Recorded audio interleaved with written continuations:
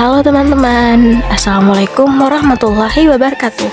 Perkenalkan, nama saya Zakiatul Fikriyah, NIM 18620500013, Prodi Pendidikan Guru Anak Usia Dini Reguler A1 semester 3. Di video kali ini, saya akan menjelaskan tentang media dan sumber belajar.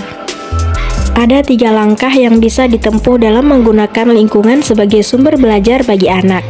Yang pertama, langkah perencanaan. Perencanaan menempati bagian yang penting.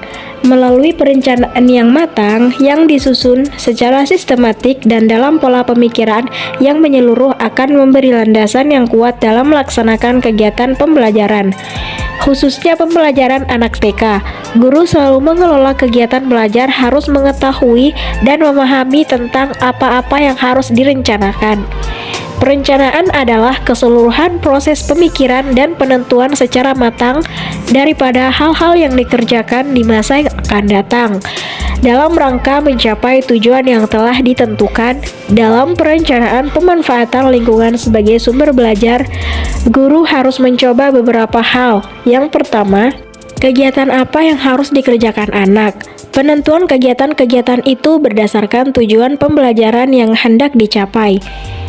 Memberikan kesempatan kepada anak untuk memanfaatkan lingkungan sebagai sumber belajar, berarti mengarahkan anak untuk melakukan berbagai kegiatan dan memperoleh macam-macam informasi dan pengetahuan yang bermanfaat untuk anak.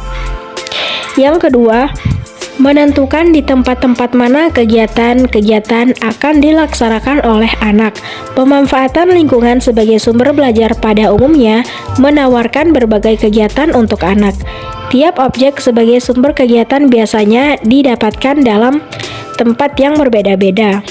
Yang ketiga, menentukan waktu untuk tiap tahap kegiatan dan target yang hendak dicapai dari waktu ke waktu. Salah satu karakteristik anak adalah memiliki rasa keingintahuan yang besar. Karakteristik tersebut cenderung membawa anak untuk berfokus terhadap beberapa kegiatan saja yang mereka rasakan sangat menarik. Langkah pelaksanaan yaitu melakukan kegiatan belajar di tempat tujuan sesuai dengan perencanaan yang telah ditetapkan.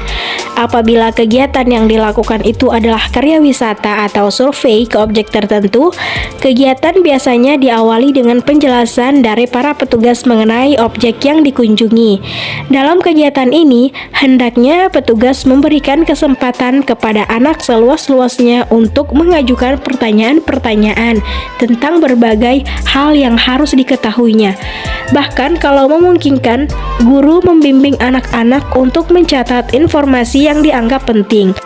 Selain informasi dari petugas, anak-anak dengan bimbingan petugas dan guru mengamati objek dan mempelajarinya. Dalam kegiatan ini, para petugas masih memberikan penjelasan-penjelasan.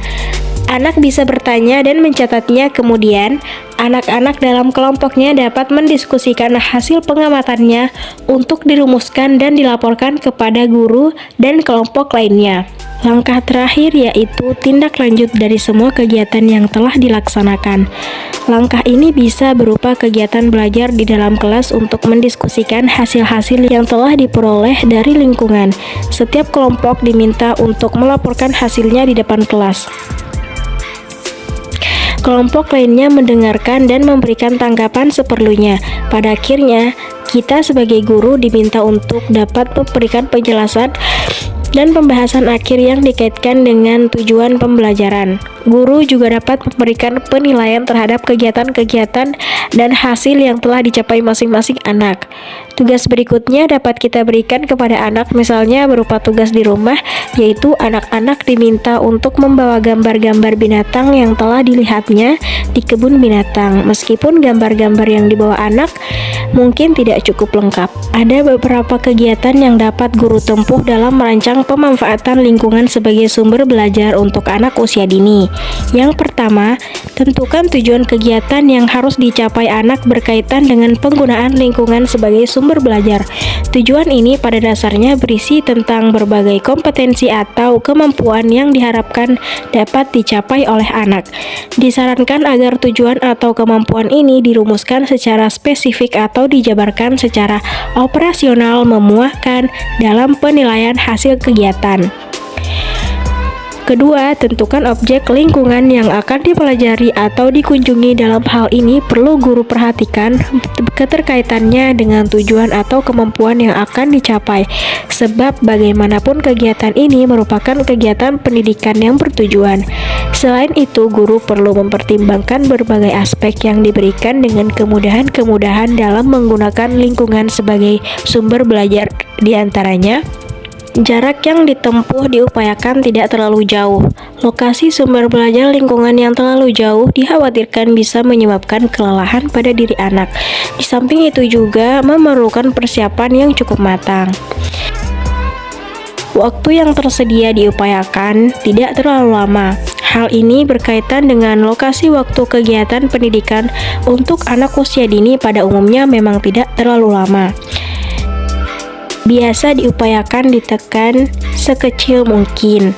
Bahkan sebaiknya tidak perlu biaya khusus untuk kegiatan ini.